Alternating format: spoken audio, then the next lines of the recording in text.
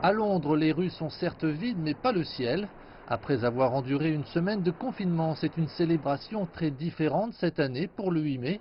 Elle marque ce jour de 1945 où les Alliés ont officiellement accepté la reddition inconditionnelle de l'Allemagne nazie après près de 6 ans de guerre. La guerre contre l'Allemagne est donc terminée. Nous pouvons nous permettre une brève période de réjouissance. Cette journée marque le jour de la victoire en Europe. La période de réjouissance a d'ailleurs eu lieu. 75 ans après, et avec le monde en crise dû au Covid-19, les grands rassemblements publics ont été annulés.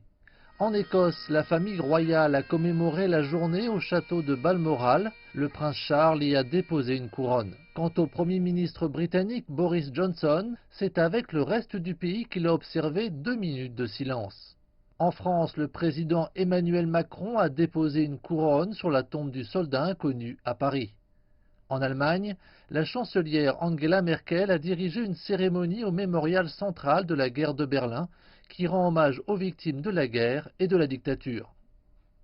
Aber wir sind nicht allein.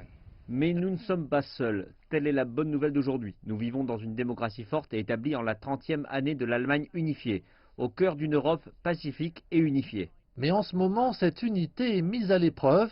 Il n'y a jamais eu de journée de commémoration du 8 mai comme celle-ci.